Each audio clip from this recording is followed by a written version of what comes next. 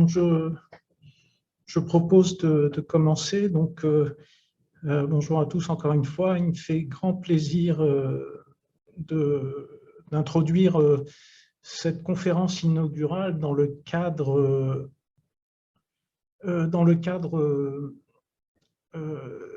d'une série de conférences prestige du 40e anniversaire du centre de recherche.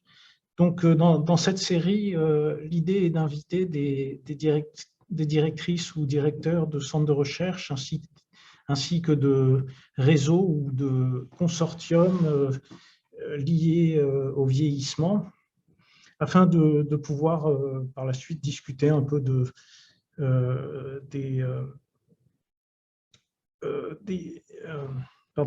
afin de pouvoir discuter de dossiers sur nos recherches, des enjeux et potentiellement d'accroître nos collaborations. Et j'ai le grand plaisir, on a le grand plaisir aujourd'hui d'avoir la professeure Isabelle Dionne, qui a une formation en physiologie de l'exercice et qui est codétentrice de la chaire de recherche sur un vieillissement en santé J.L. Gravel et B. Breton, dont les travaux visent à améliorer de manière tangible les recommandations d'exercice afin d'améliorer de la santé et la qualité de vie des personnes âgées. Alors, professeur Dionne, après 2 ans comme directrice adjointe aux affaires scientifiques du Centre de recherche sur le vieillissement, a été par la suite nommée vice-doyenne à la recherche et aux études supérieures de sa faculté, c'est la faculté des sciences de l'activité physique de l'Université de Sherbrooke, et puis ensuite doyenne, un poste qu'elle occupe toujours actuellement depuis juillet 2014.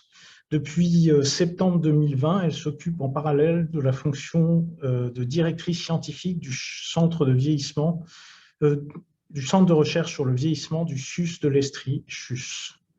Merci beaucoup Isabelle d'avoir accepté cette invitation et je vais vous laisser la parole. Ben, ça me fait un grand plaisir d'être là. Je n'avais pas réalisé que c'était l'inauguration de la série en plus. Alors, ça me fait d'autant plus plaisir d'être la première à présenter mon centre de recherche, du fait que je pense bien être probablement, géographiquement, en fait, être la plus proximale également. Donc, je vais tenter le partage de mon écran en supposant que les choses devraient bien fonctionner. Donc, j'y arrive. Évidemment, je veux choisir la bonne fonction.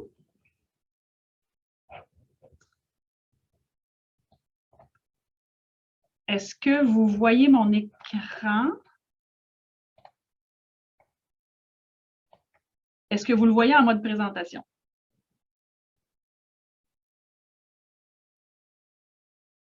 Oui, non. Ou en partie? Ça se peut-tu qu'il y a quelque chose qui ne fonctionne pas? Oui, on le voit seulement à moitié.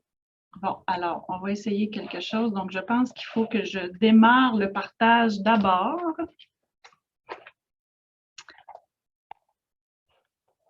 C'est-à-dire le mode présentateur d'abord. Mais je ne sais pas comment faire pour... ben, écoutez, je suis bien embêtée. On va essayer. Je pense que je vais simplement y aller comme ceci. Est-ce que vous voyez ma présentation? C'est pas en mode présentateur, mais je pense que ça peut faire le travail. Ça va? D'accord. Merci beaucoup. Donc, ben voilà. Alors, me voilà présentée par Uri. Alors, le Centre de recherche sur le vieillissement, en fait, je dois dire, est un tantinet plus jeune que celui de Montréal. Donc, ici, à Sherbrooke, le centre est un centre qui a 34 ans maintenant et qui se caractérise quand même de manière importante par sa caractéristique d'interdisciplinarité. Et je pense bien que la présentation que je vais vous faire, là, en va faire une belle démonstration. Donc, d'abord, un bref rappel de qui nous sommes. Donc, évidemment, on est un centre financé par le FRQS.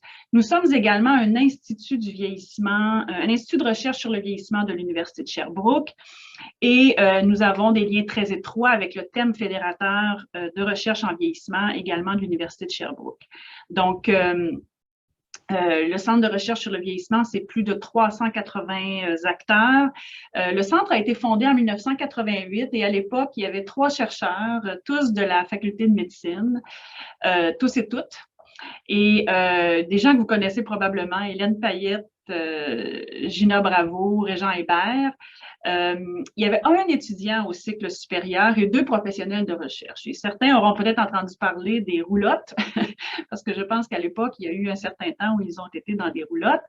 34 ans plus tard, le centre compte 57 chercheurs réguliers affiliés aux 8 facultés de l'Université de Sherbrooke, donc ce qui marque la caractéristique d'interdisciplinarité.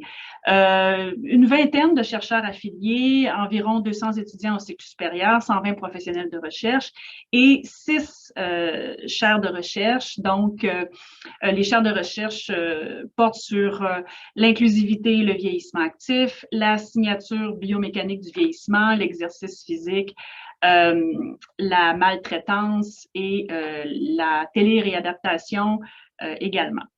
Donc, je continue. La productivité scientifique du centre, en fait, c'est 388 communications. En fait, je vous donne ici, en passant, les données 21-22, puis j'ai aussi mis en parenthèse les données de 19 et 2019-2020 pour vous donner un peu un aperçu des données pré-pandémiques, j'ai presque envie de dire. Donc, 388 communications scientifiques, plusieurs à titre de conférenciers invités, résumés avec comité de lecture, des publications scientifiques, évidemment, dans plusieurs journaux de haut niveau. Fait intéressant, 476 interventions publiques en 2020-21, ce qui était le double de ce qu'on a eu en 2019 et 20. Et c'est probablement la marque de la pertinence de la recherche sur le vieillissement en temps de pandémie et de l'importance qu'on y a apporté dans l'espace public, ce qui a fait en sorte que nos chercheurs ont été beaucoup sollicités. Puis c'est probablement un phénomène qui est arrivé aussi de votre côté. Et entre 5 et 6 millions annuellement en subvention. Donc, les 34 années de développement de la recherche, du Centre de recherche sur le vieillissement ont pris appui évidemment sur sa dimension interdisciplinaire et c'est quand même bien illustré dans la figure suivante. Bon, elle est chargée, mais l'objectif, c'est plutôt de vous montrer la complexité de l'écosystème du CDRV. C'est sûr que on va revenir sur certains éléments spécifiques de ce schéma-là un petit peu plus loin, mais en gros, le Centre de recherche sur le vieillissement, c'est 2 axes de recherche. L'axe gérosciences, l'axe autonomisation. Chaque axe étudie 3 grands thèmes de recherche, mais en même temps, il y a une belle complémentarité et une grande synergie entre chacun des 2 axes. Donc, un autre élément, c'est que le centre a toujours été reconnu, oui, pour son interdisciplinarité, mais de plus en plus aussi pour son intersectorialité. Donc, grâce à plusieurs partenariats porteurs avec des institutions d'enseignement et de recherche, donc par exemple d'autres universités que l'Université de Sherbrooke, des composantes de la santé et des services sociaux, mais également des organismes communautaires, des organismes gouvernementaux comme par exemple le M3S, des partenariats avec la ville, certaines agences spécialisées, pensons à l'OMS, et aussi avec le privé, donc par exemple des contrats de recherche et de chaires. On liste sur cette slide-ci aussi des laboratoires et des plateformes, de même que des banques de données qui soutiennent notre mission. Et la suite de la présentation va me permettre d'étayer un petit peu mieux certains de ces éléments-là. Donc, la recherche interdisciplinaire ici se fait sur 3 sites, pour ceux qui connaissent Sherbrooke. Donc, le centre principalement est situé à ce qu'on appelait auparavant l'hôpital Diouville, donc le centre d'hébergement Diouville. Les bureaux sont ici et la plupart des laboratoires de recherche sont ici également. Je dis ici, je suis là évidemment aujourd'hui. Il y a aussi une composante qui est dans un autre pavillon du CIUS de l'Estrichus, qui est le pavillon Argyle, où se déroule la recherche plus à caractère plus clinique, avec une implication plus importante des gériatres notamment. Et finalement, au CHU Fleurimont, à la Faculté de médecine et des sciences de la santé, se déploie une bonne proportion de nos laboratoires de recherche plus fondamentale. Notre mission, en fait, prend assise sur le cadre de l'OMS de 2015, où le vieillissement en santé est plutôt défini comme un processus de développement et de maintien des capacités fonctionnelles qui permet aux personnes âgées de jouir d'un état de bien-être tout au long de leur vie. Donc, ce que le rapport souligne, en fait, c'est l'importance de bien soutenir la personne, mais aussi pour développer des solutions, de prendre en compte l'environnement dans lequel elle évolue. Donc, notre mission, c'est de produire et d'intégrer des connaissances sur les processus soutenant le vieillissement en santé, mais aussi de tenir compte de l'adaptation de la société aux défis complexes qu'est le vieillissement. En appui à notre mission, en fait, le centre de recherche, on a développé plusieurs plateformes de recherche au fil des années. Donc, la première que je vous présente ici, c'est le plateau d'équipement et de services d'ingénierie qu'on appelle communément le PESI, qui est, je dirais, dans les petites dernières. Là, ça fait longtemps qu'on a des services d'ingénierie au CDRV, qu'on a un ingénieur biomédical, mais c'est plus récemment qu'on a vraiment structuré l'ensemble des services dans une plateforme. Donc, le but, c'est de promouvoir et démocratiser l'accès aux services d'ingénierie pour les chercheurs, de faire de la formation sur certains équipements et logiciels. Il y a également de la conseillance qui est donnée aux chercheuses et chercheurs, notamment quand il y a des nouveaux projets pour lesquels il y a du développement technologique qui est requis. Et on va même jusqu'à concevoir et développer, par exemple, des montages expérimentaux ou des outils qui sont nécessaires dans le cadre de différents projets de recherche. Une deuxième plateforme que je vous présente, qui en est une qui a connu un immense essor dans les quelques dernières années, c'est le LIPA, qui est le Laboratoire d'innovation par et pour les aînés. Donc, et qui est d'ailleurs très, très en lien et qui soutient beaucoup l'intersectorialité de nos travaux. Donc, sa mission, c'est la création d'espaces de partenariat intersectoriel, libres de préjugés, conjuguant les intérêts des participants de façon à permettre la découverte et la mise en place de solutions innovantes, pérennes, par et pour les aînés. Donc, également, c'est l'opportunité de créer des activités de croisement des savoirs qui vont cibler différents enjeux qui sont vraiment des enjeux et des besoins qui sont vraiment nommés par les aînés et qui vont fédérer finalement autour de la thématique, oui, des chercheuses et des chercheurs, mais également des organisations, qu'elles soient communautaires, privées, gouvernementales, pour vraiment soutenir un certain nombre de projets en co-création. Donc, c'est vraiment le rôle du LIPA de soutenir les chercheurs qui désirent s'engager dans ce type de recherche. Et je vais vous présenter d'ailleurs un petit peu plus loin là, quelques projets qui sont issus qui sont des projets de chercheurs d'ici, mais qui ont bénéficié de l'appui du LIPA. Une autre plateforme qu'on a ici en soutien à la recherche, c'est la plateforme de recrutement NABU. En fait, elle est issue d'une subvention de projets structurants et c'est un bel exemple de projet qui est né des chercheurs en réponse à des besoins et qui a travaillé d'ailleurs à assurer sa pérennité et qui fonctionne encore plusieurs années plus tard là, dans un format utilisateur payeur pour les chercheurs. Donc, NABU, c'est une base de données de participants de recherche. Donc, en fait, les participants qui ont déjà été dans des projets de recherche et qui acceptent de faire partie de la base de données ou d'autres personnes qui souhaiteraient participer à de la recherche peuvent être inclus dans cette base-là. Ça nous permet de faciliter le recrutement, donc pour un ensemble de projets de diverses natures. Ça permet aussi pour ces gens-là de favoriser le sentiment d'appartenance et leur lien avec la recherche et aussi de structurer nos activités de reconnaissance parce que ça crée un lien formel avec les participants de la recherche. Bon, pour ce qui est du non-abus, je vous dirais, en fait, c'est un dieu mésopotamien du savoir et de l'écriture, mais je serais mal équipée pour vous expliquer exactement pourquoi on avait choisi ce nom. Mais reste qu'aujourd'hui, on parle toujours et allègrement de notre plateforme Nabu. Donc, voilà, mais je savais que ça générerait des questions, donc je préférais les annihiler dès le départ parce que je ne saurais répondre plus en avant sur le nom de Nabu. Mais très certainement, c'est une plateforme qui est extrêmement utile. Autre plateforme et plus récemment travaillée à développer, parce qu'en fait, il s'agit d'ailleurs d'une plateforme qui est en cours de création, c'est la plateforme de soutien en recherche commanditée.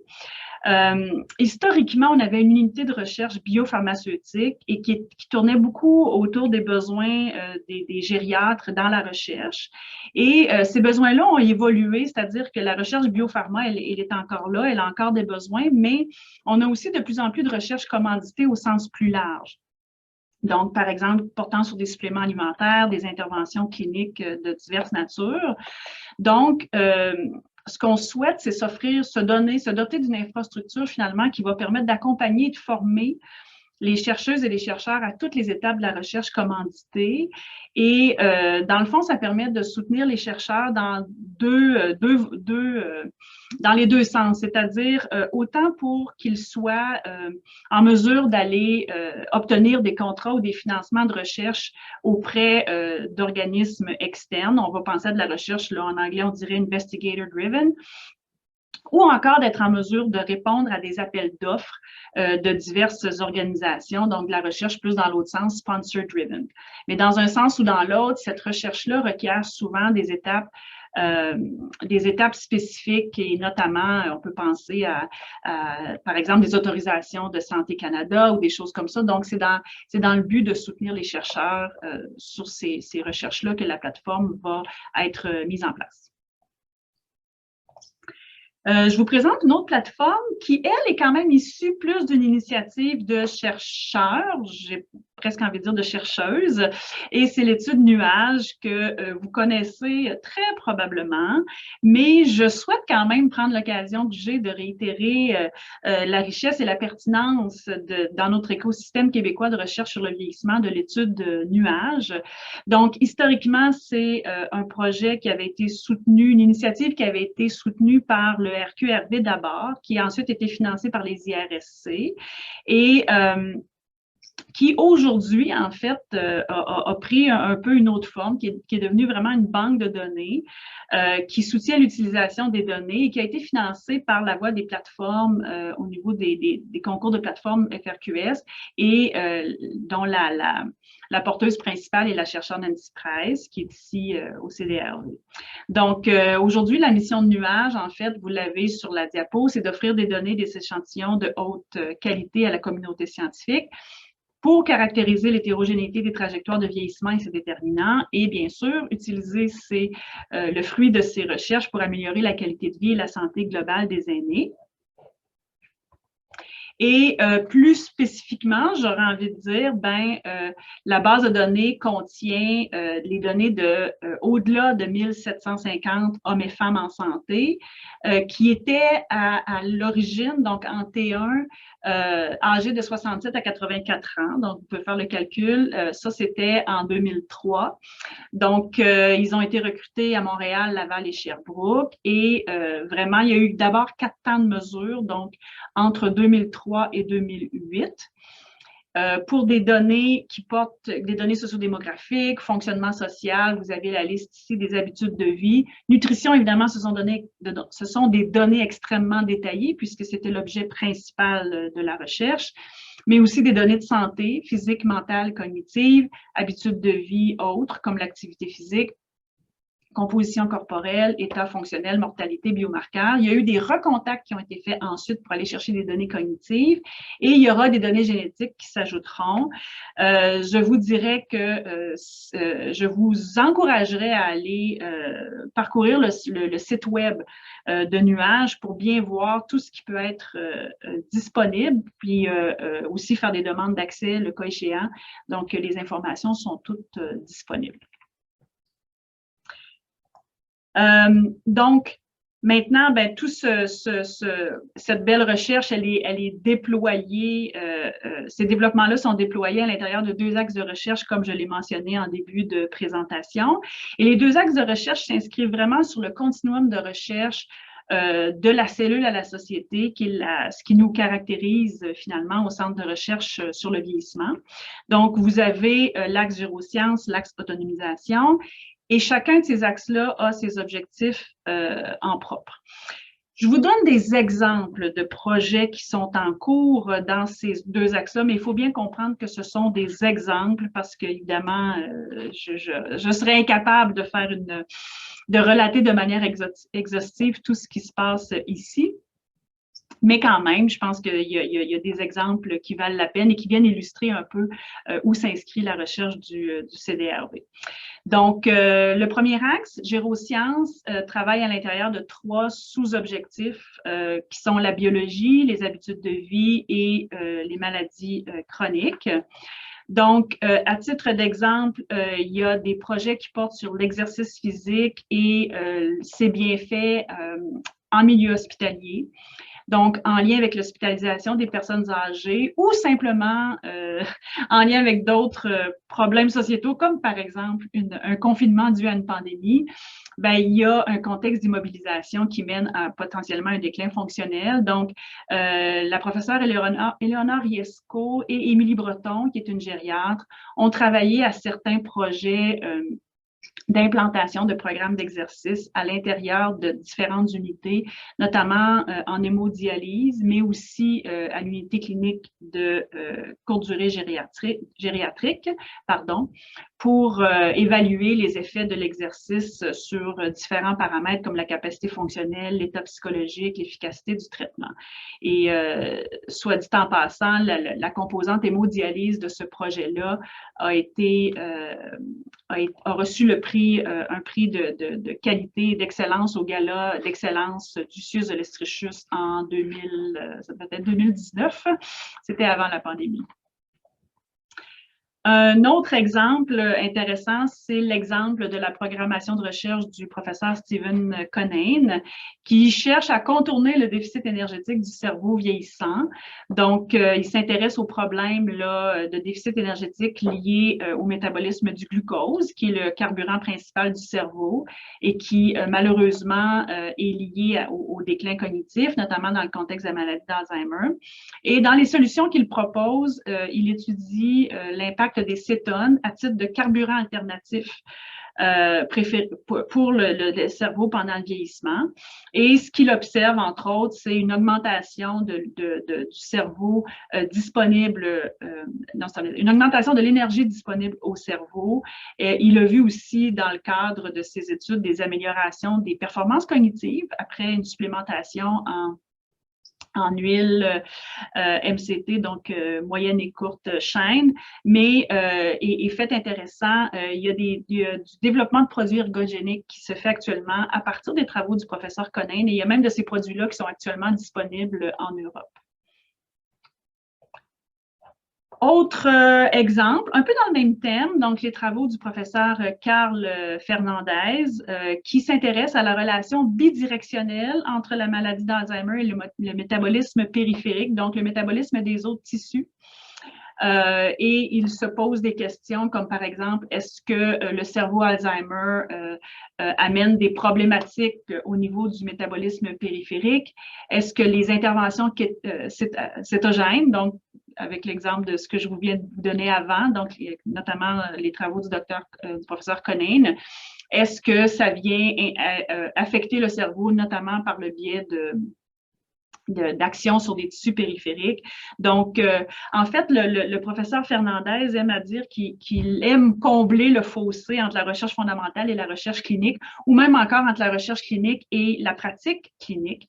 Et pour y arriver, il utilise là, un ensemble de modèles qu'on parle de souris transgéniques, d'études comportementales ou encore d'études cellulaires ou même in vivo. Donc, il a un arsenal, je dirais, assez étendu.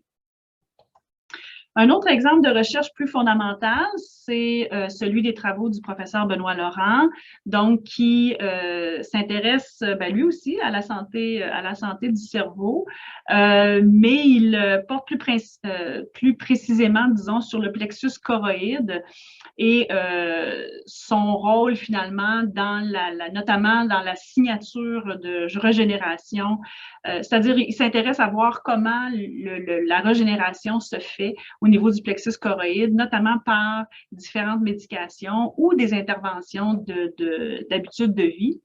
Et c'est intéressant, il travaille sur des cultures cellulaires, mais il développe aussi des organoïdes, des mini-cerveaux à proprement dit, pour justement évaluer les interventions et les stress variés, qu'on parle du vieillissement ou des maladies neurodégénératives, la nutrition, l'exercice physique, sur justement le rôle du plexus choroïde en vieillissement.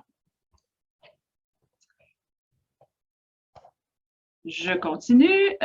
Dernier exemple de recherche fondamentale que je vous présente, en fait, c'est la programmation de la recherche de Mélanie Plourde, qui travaille sur les oméga-3 et le métabolisme cérébral, donc qui cherche à comprendre comment les oméga-3 sont transférés du sang vers le cerveau en utilisant de la perfusion cérébrale in situ, mais aussi notamment, elle travaille aussi avec le professeur Laurent sur les plexus choroïdes. Elle travaille aussi sur des modèles animaux. Elle veut aussi mieux comprendre comment maximiser le transport des oméga-3 au cerveau. Et éventuellement, quand elle aura bien compris ces éléments-là, elle voudra en évaluer les bénéfices cognitifs au niveau du cerveau, et ce, en collaboration notamment avec un gériatre qui est le professeur Michael Stifel. Donc, on a aussi l'axe autonomisation.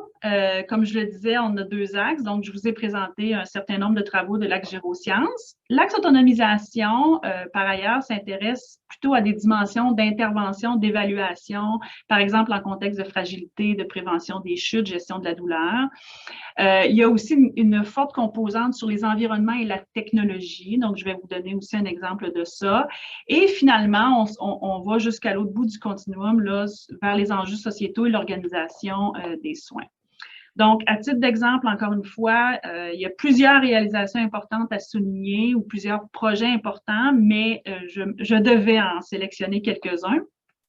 Donc, d'abord, je pense que le CDRV, au fil des années, s'est démarqué dans la création d'outils qui sont vraiment implantés dans le système de santé. Donc, plusieurs d'entre vous connaîtrez probablement le SMAF, mais aussi le modèle d'intégration des services Prisma, qui est devenu Prisma 7 ensuite. Donc, ISO-SMAF aussi. Donc, tous des outils qui ont été intégrés dans les solutions informatiques, qui ont vraiment permis de remodeler les méthodes d'évaluation et de prestation des soins de service au cours des années au Québec. Et il y aurait aussi d'autres exemples desquels parler, mais évidemment, je manque de temps pour aller de manière exhaustive. Mais si vous aviez le goût, d'ailleurs, sur tout ce que je présente, vous invitez mes collègues à venir parler un petit peu plus à fond de leur projet. Je sais qu'ils vont le faire avec grand plaisir. À titre d'exemple, donc, encore une fois, je vous ai dit que la composante d'études sur la technologie était quand même une caractéristique forte de l'axe autonomisation. Bien, il y a à l'intérieur de ça beaucoup de recherches sur l'autonomie, le maintien à domicile. Évidemment, c'est un objectif de premier plan, et le laboratoire de Mus est un contributeur important de ces travaux-là, avec les professeurs Hélène Pigot et Sylvain Giroux notamment. Et leur but, évidemment, c'est toujours de favoriser le maintien à domicile, tout en facilitant leur vie, mais aussi celle des aidants naturels et des professionnels de la santé qui les accompagnent. Donc, ils ont développé plusieurs applications, mais aussi des technologies là, qui s'implantent à l'intérieur des domiciles, soit pour monitorer l'évolution des personnes dans leur milieu, ou encore les accompagner. Je pourrais vous donner l'exemple ici du projet Cook, qui est un assistant à la préparation des repas, donc qui va peut-être donner la recette, permettre de suivre si tout ça se fait de manière sécuritaire, donc instrumenter une cuisinière, par exemple, pour avertir si le feu de cuisson est resté ouvert ou des choses comme ça. Donc, de la recherche qui est très appliquée et qui mène à des développements technologiques très importants pour la qualité de vie des personnes aînées. Un autre exemple ici, c'est le projet des collectivités en soutien à la trajectoire de vie des aînés, allochtones et autochtones en perte d'autonomie cognitive. Donc ici, tout à l'heure, je vous disais, on a des beaux projets qui ont été soutenus par le LIPA, donc le Laboratoire d'innovation par et pour les aînés. Bon, on en a un très bel exemple ici. La visée du projet, c'était vraiment de développer des solutions pour soutenir les personnes aînées dans la collectivité, mais en mettant à profit divers acteurs de la collectivité, qu'on pense par exemple aux corps policiers, aux pharmaciens, aux propriétaires de logements, etc. Donc, et ça s'est implanté dans diverses communautés, et on pense notamment par exemple à un milieu un peu plus urbain, Sherbrooke, un peu moins urbain, Richmond, mais aussi à Wendake, qui évidemment a d'autres besoins et d'autres enjeux, puisqu'il s'agit d'une communauté autochtone. Autre exemple de projet qui a été réalisé en collaboration avec le LIPA, c'est le projet qu'on appelle Mobile Aîné. Donc, dont l'objectif, c'est de favoriser la mobilité dans la communauté. Donc, des partenaires impliqués dans la mobilité. Donc, on parle du service de transport de la ville de Sherbrooke, mais aussi la ville de Sherbrooke, des compagnies de taxi, par exemple, divers organismes communautaires avec des aînés et des chercheurs. Ici, notamment, professeur Véronique Provencher, ont imaginé un guichet. Donc, l'idée, c'était d'imaginer un guichet unique qui permettrait aux aînés de savoir comment se déplacer, où, quand et comment ils le veulent. Donc, de les aider à sélectionner le meilleur moyen de transport, à le réserver, à l'utiliser. Donc, l'idée de ce projet-là, c'était d'imaginer le guichet, de l'implanter, et ensuite de mesurer les impacts. Donc, c'est un projet qui est en cours et qui, ici, est susceptible d'amener des changements très, très concrets dans la vie des personnes âgées de la région. Pour commencer, probablement, parce que je pense que les gens ont probablement des visites d'importer ensuite un peu ailleurs. Autre exemple, un peu plus dans le contexte de la réadaptation, donc projet de la professeure Marie-Hélène Milot. Son objectif, elle, c'est de potentialiser la réadaptation des individus qui ont subi un AVC. Donc, entre autres, elle a développé un bras robotisé qui va guider le mouvement de la personne, par exemple, au cours d'une tâche spécifique. Et elle va même coupler ce réentraînement-là, si on veut, avec un programme d'exercice, par exemple, en force ou en entraînement, en endurance musculaire. Et elle va ensuite évaluer le retour moteur du bras entraîné et la plasticité cérébrale pour voir justement à l'aide de simulations transcrâniennes, est-ce que les gens s'améliorent? Comment finalement, justement, potentialiser son programme sa méthode de réadaptation? Et finalement, dans la dimension plus sociale de la recherche, je vous parle ici de la chaire sur la maltraitance qui est détenue par la professeure Marie Beaulieu, qui est une chaire financée par le ministère de la Famille, qui est tout juste renouvelée d'ailleurs. Soit dit en passant, la professeure Marie Beaulieu était la récipiendaire en 2021 du prix ACFAS Thérèse Gouin-Descaries pour les sciences sociales. Donc, on était très fiers de ça et c'était vraiment mérité. Plusieurs retombées tangibles de ces projets et directement dans les milieux. Donc, notamment, elle a travaillé sur des approches policières pour mieux comprendre et détecter la maltraitance auprès d'aînés. Donc, comment approcher les aînés, comment vraiment évaluer si on est dans un cas de maltraitance et puis comment ensuite intervenir adéquatement.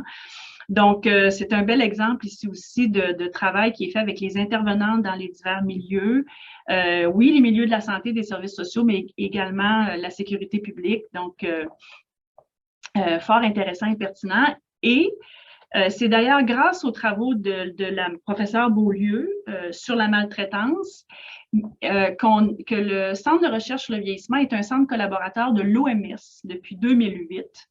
Et on a été officiellement désigné comme tel en 2017 grâce à l'ajout d'autres programmes, notamment le programme Ville amie des aînés qui était initialement porté par la professeure Suzanne Garon, qui a pris sa retraite. Aujourd'hui, c'est Samuel Rémillard-Boilard qui est maintenant la porteuse.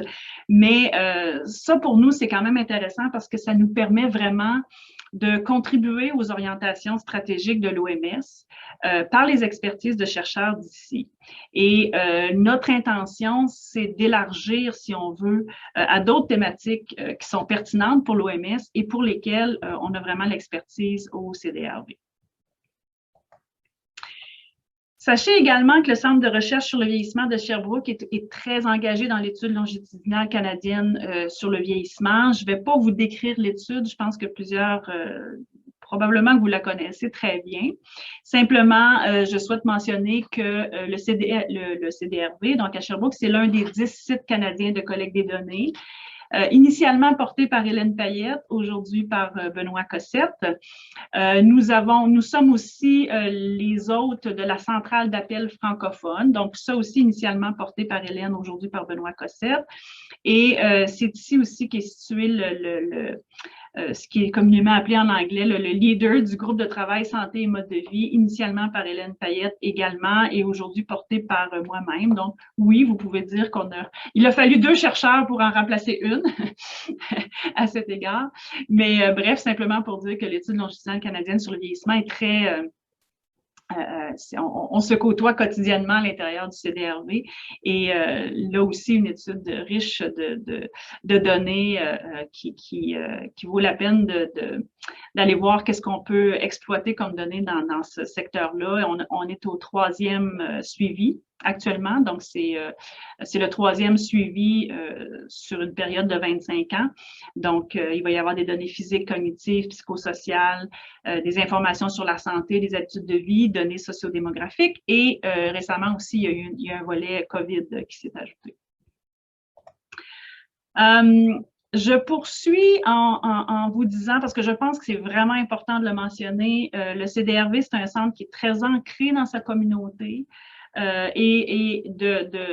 pour plusieurs initiatives, en fait. Donc, une de celles-là, c'est le projet GIRA, qui est en fait qui est l'acronyme pour Grande Interaction pour rompre avec l'âgisme. En fait, la Grande Interaction pour rompre avec l'âgisme, c'est le résultat d'une démarche intergénérationnelle et intersectorielle qui est portée par les professeurs Dany Baillargeon et Mélanie Levasseur. Donc, Mélanie Levasseur, qui est une ergothérapeute de formation, qui fait de la recherche sur la participation sociale, et le professeur Dany Baillargeon, qui, lui, est un expert de la communication. Et ensemble, ils ont créé la plateforme, une plateforme d'échange et de dialogue avec la population d'aînés, mais aussi avec d'autres individus, parce que l'agisme, c'est pas juste les aînés que ça devrait intéresser, ça devrait intéresser des gens beaucoup plus jeunes. D'ailleurs, sur la plateforme, il y a un test qui est suis-je agiste? Que j'invite tout le monde à faire parce que je suis assez certaine que tout le monde ici dans la présentation répondrait certainement pas. Et pourtant, quand on prend le temps de faire le test, on se rend compte qu'on a peut-être certains biais inconscients malgré tout et que ça vaut la peine au moins en faire la réalisation. Puis, il y a eu aussi, très récemment, en fait, la semaine dernière, il y a eu une première rencontre avec la communauté, donc une rencontre citoyenne, justement pour échanger sur l'agisme, qui a réuni 150 personnes en présentiel. Il y avait aussi des participants virtuellement et qui permettait justement d'avoir cet échange-là pour nous comprendre comment les aînés, mais aussi les acteurs de la communauté voient l'agisme, mais aussi s'assurer ou faire en sorte que les recherches qui suivent aussi sont bien ancrées sur cette perception du concept-là. Et on pense que c'est une première activité, mais d'une longue série, on l'espère.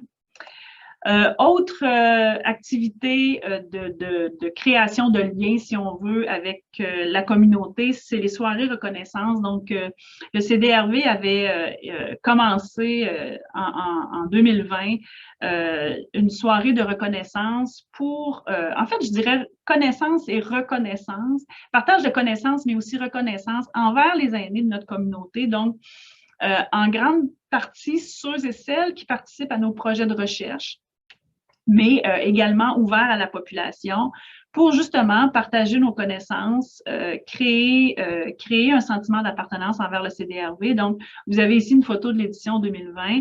En 2021, il y a eu un événement virtuel et on compte bien reprendre cet automne en 2022. Finalement, parce qu'on est ancré dans nos communautés, on travaille justement à mettre en place un programme de transfert de connaissances scientifiques sur le vieillissement. Vous avez ici un aperçu que vous êtes très certainement incapable de lire de notre programmation de l'hiver 2022, mais c'est vous dire simplement que quand on dit qu'on est ancré dans nos communautés, les publics qui sont ciblés sont variés. Il y a la communauté scientifique, bien entendu, il y a les membres étudiants, mais il y a aussi les partenaires intersectoriels et les personnes aînées, leurs proches et le grand public. Donc, on a parfois des activités qui visent deux de ces publics ou l'ensemble de ces publics-là. Mais ce qui est important pour nous, c'est d'offrir une programmation diversifiée. On est en train de reconstruire ça, j'aurais envie de dire, parce que la pandémie nous a quand même ralenti. On va offrir une programmation là, bimodale, donc hybride, en présentiel et à distance à l'automne. Ce sera lancé parmi plusieurs partenaires, dont votre centre de recherche, qui évidemment, vous serez invité à vous joindre à nous, là, donc pour ces différents éléments-là. Et cette programmation-là s'ajoute à une publication qui existe depuis plus de 20 ans au Centre de recherche sur le vieillissement qui s'appelle Ancrage, qui rapporte les fruits de la recherche sur le vieillissement, donc qui est une manière qu'on s'était donnée là, de faire du transfert de connaissances et de partager les activités du CDRV et qui sera éventuellement actualisée là, pour devenir un format peut-être un petit peu plus contemporain. Là, plutôt que d'être une publication papier, on va en faire une publication virtuelle notamment. En terminant, tous ces projets-là, toutes les réalisations et les actions que je vous ai présentées, évidemment, ça s'inscrit dans une planification stratégique qui est issue d'une démarche concertée qui a eu lieu au printemps 2021 auprès de l'ensemble de notre communauté, de nos différents partenaires aussi. Vous reconnaîtrez peut-être le titre de ma présentation qui était « S'investir, collaborer et innover ». C'est en fait le titre du plan d'action 21-24. Et qui vise 6 grands champs d'action, donc la vie scientifique interdisciplinaire et inclusive, qui est encore une fois, je pense, notre caractéristique forte. Le rayonnement et le transfert de connaissances, on souhaite se doter, et c'est en lien avec le plan de transfert de connaissances et de rayonnement que je vous ai présenté juste avant, donc se doter d'un plan de rayonnement et de transfert de connaissances qui est beaucoup plus diversifié et qui va atteindre un plus grand nombre de publics et utiliser des moyens aussi qui nous permettent d'aller beaucoup plus loin. Bon, évidemment, on veut continuer de développer nos partenariats, l'intersectorialité. Petite parenthèse là-dessus, je trouve ça intéressant aussi la présentation d'aujourd'hui. Je pense que nos centres, quand on parle de partenariat, je pense que nos centres ont peut-être intérêt à développer plus de partenariats. On a des chercheurs, je pense, de part et d'autre qui travaillent très bien ensemble et ça, c'est parfait, mais je pense qu'on pourrait structurer encore mieux des partenariats entre nos deux centres qui, à mon sens, se complémentent très bien. Donc, sans présenter tous les champs d'action, je souhaite mentionner également le travail qu'on fait au soutien à la vie étudiante parce que la communauté étudiante, c'est notre relève. Il faut l'appuyer dans son parcours, dans son cheminement.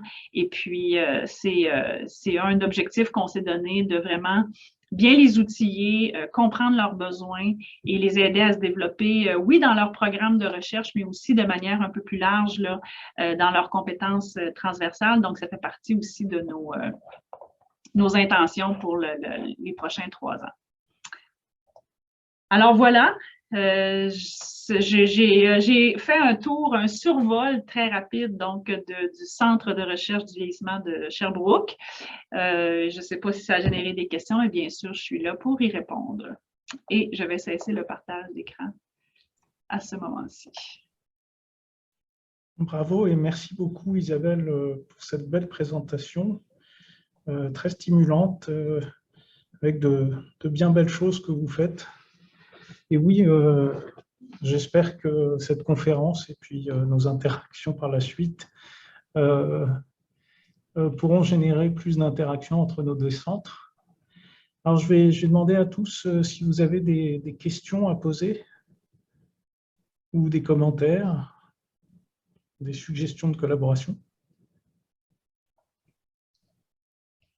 Évidemment, vous pouvez communiquer avec nous en tout temps aussi pour qu'on vous oriente peut-être vers des, je ne sais pas moi si vous êtes à la recherche d'une expertise ou peu importe.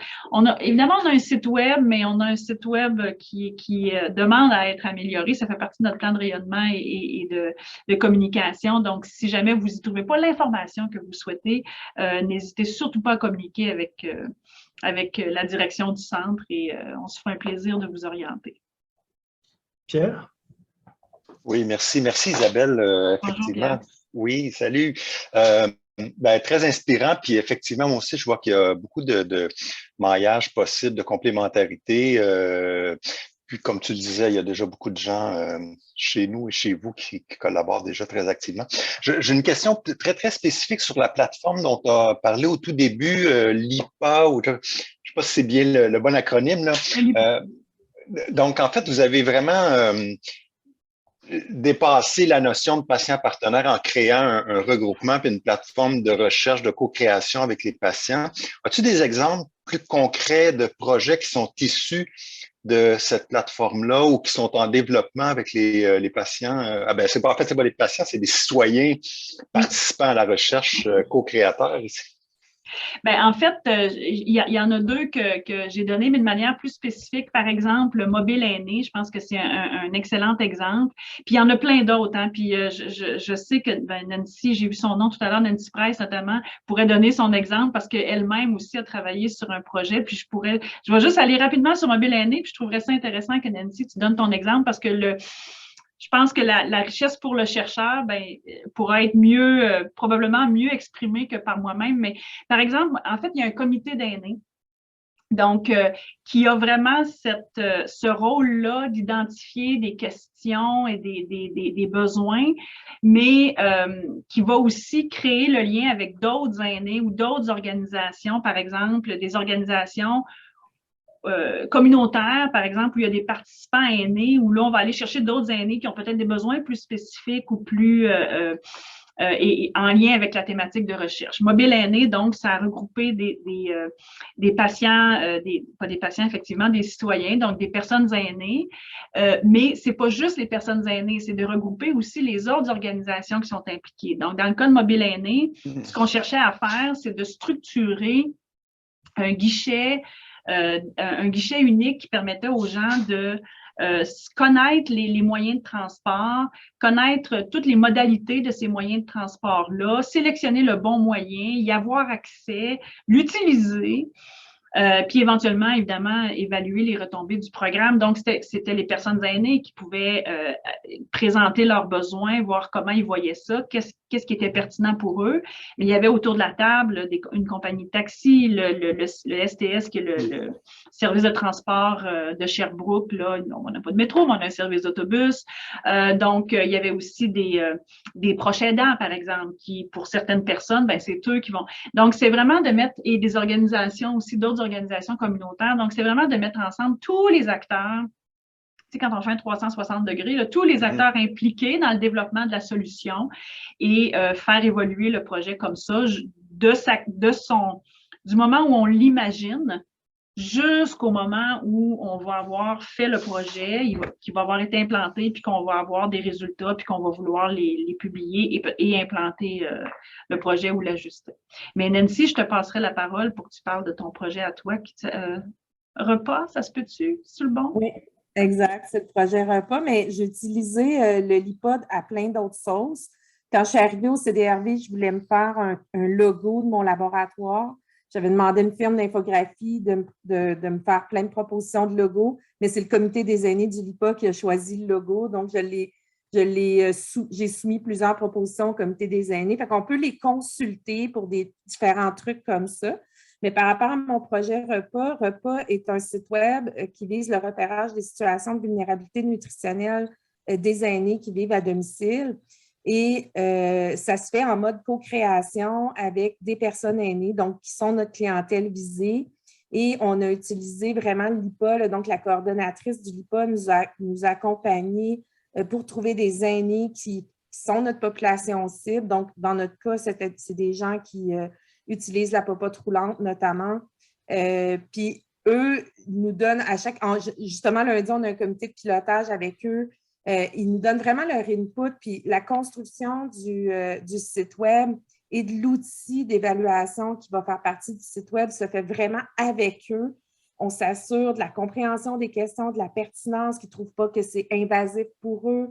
Fait qu'on le fait vraiment en mode co-création avec des organismes communautaires dont la popote roulante, mais tout ce travail-là est coordonné entièrement par le LIPA. Ce n'est pas mon équipe qui coordonne, qui trouve les personnes aînées qui veulent s'impliquer. Fait que moi, j'ai donné des critères, le profil des personnes aînées que je voulais pour le projet REPA. Puis c'est Caroline, qui est la coordonnatrice, qui a ciblé des personnes, on les a rencontrés, puis ils sont devenus nos aînés partenaires dans le projet. Mais comme je disais, le comité des aînés peut être utilisé pour différentes choses, pour développer des concepts, pour entendre. En ce moment, je suis en train de développer une trousse de dépistage de la déficience en vitamine B12 à domicile qui par une collection d'urine. Donc, on collecte de l'urine sur papier filtre. Mais la trousse, est-ce que le petit pamphlet, tout le monde comprend les instructions? Est-ce que ça les écœure de faire ça, de mettre de l'urine sur du papier filtre? Est-ce que tout ça est clair? Bien, on utilise le comité des aînés aussi pour faire ça. Donc, c'est vraiment pratique d'avoir cette source d'information-là parce que souvent, la vision des aînés est vraiment différente de notre vision qui est très théorique.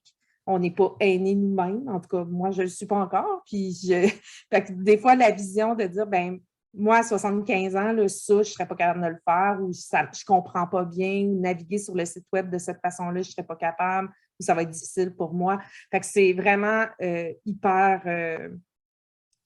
enrichissant. Merci, vraiment inspirant. Merci. Je vais continuer sur la même ligne. En fait, Pierre m'a un peu pris ma question. Oui, je me demande, est-ce que vous avez des chercheurs qui siègent sur le comité des aînés ou il est vraiment complètement indépendant? Non, le comité d'aînés, c'est un comité d'aînés. Donc, oui, c'est ça. Et c'est son rôle d'être… Donc, on lui soumet des projets. C'est-à-dire qu'il va travailler en collaboration avec des chercheurs.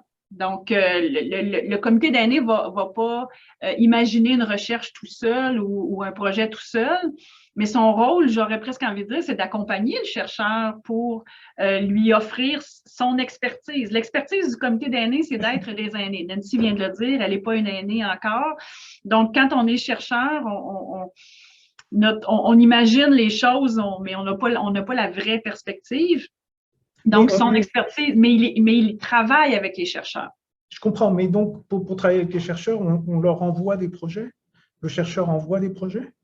Ben, ça va être plutôt, je pense, discuter, là, mais qu'envoyer. Là, mais oui, ben Nancy, je ne sais pas si tu veux réagir. Je ne sais pas comment toi, ça s'est passé, mais ça peut se faire de différentes façons. Ben, en fait, on doit cibler nos besoins, les soumettre à la coordonnatrice du LIPA. Puis, elle organise les choses en fonction de nos besoins. Fait que pour REPA, je n'ai pas consulté le comité des aînés. J'avais besoin de trouver des aînés qui correspondaient à des profils spécifiques. Puis, c'est le LIPA qui m'a accompagnée là-dedans. Et le LIPA accompagne les aînés tout le long du projet de recherche pour s'assurer qu'ils sont bien, qu'ils sont à l'aise, qu'ils se sentent écoutés, etc. Donc, le LIPA s'assure de ça. On peut consulter le comité des aînés qui est vraiment formé d'aînés, puis d'aînés aussi qui représentent des organismes d'aînés comme la table de concertation des aînés ou la FADOC.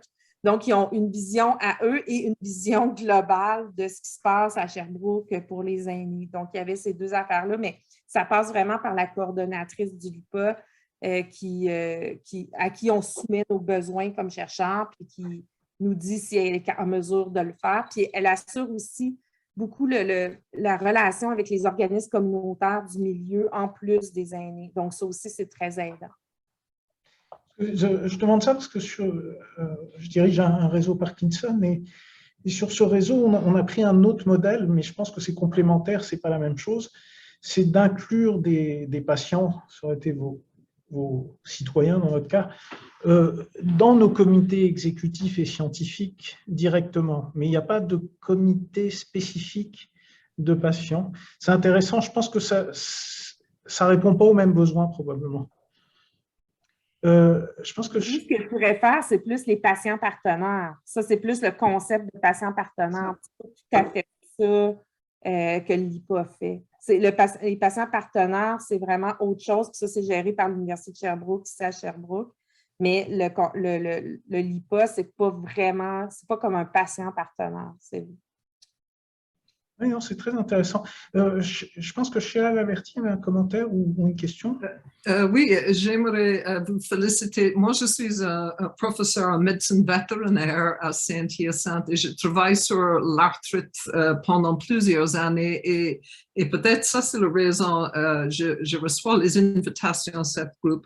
Mais je veux dire, je connais le monde dans la région de Sherbrooke qui bénéficie de toute votre recherche dans la région et c'est vraiment impressionnant et j'espère que vous allez être capable d'élargir ça à Saint-Hyacinthe à Montréal parce que c'est un modèle extraordinaire. Et j'étais à l'intérieur du réseau de Centre d'excellence, le réseau canadien d'arthrite, et on avait des patients comme vous. Et c'était une grande motivation pour les étudiants de parler avec le patient, avec la maladie, de comprendre pourquoi ils étaient dans un laboratoire avec des chiffres, etc. Et ça peut changer la vie d'un étudiant. Et moi, j'aimerais juste lancer une autre idée pour vous. Les animaux sont très importants dans la vie des humains, et particulièrement pendant COVID. Et ils souffrent de plusieurs problèmes en gérontologie aussi. Et ça pourrait être même un type de modèle. Et je juste pense à ça aujourd'hui, la zoothérapie, mais aussi des modèles. Je pense éventuellement, ça serait quelque chose à explorer peut-être avec la faculté de médecine vétérinaire. Je n'ai pas vu ça sur votre liste, mais je vous félicite. Continue la translation de vos connaissances à le grand public de Québec. Serait merveilleuse. Merci beaucoup. Je vous remercie. Je transmettrai vos félicitations à l'ensemble des personnes du centre parce que je pense que c'est évidemment un grand travail d'équipe. Et puis, l'idée des animaux, c'est qu'effectivement, on n'a pas ce partenariat-là actuellement, mais je vois votre point de vue puis je vois la pertinence de au moins explorer de ce côté-là. Effectivement. Merci. Oui, c'est très intéressant comme idée. Y a-t-il d'autres commentaires ou questions? Bon, je propose, il est 1h, alors je propose de remercier encore professeur Isabelle Dionne. Et je vous donne rendez-vous Merci encore Isabelle. Merci pour l'invitation. Et je vous donne rendez-vous sinon pour les autres le 18 mai. Où nous aurons le professeur Guy Rouleau qui va nous donner un survol de l'Institut et l'hôpital neurologique de Montréal. Merci à tous et à bientôt. Puis Isabelle, au plaisir de rediscuter un peu de tout ça entre nous. Oui, on se parle bientôt. Puis sais-tu quoi? Je pense qu'on va faire l'invitation miroir. Tu vas venir présenter le centre de Montréal à Sherbrooke. Merci, ça me fera très plaisir. Parfait. Je te reviens. Bye bye.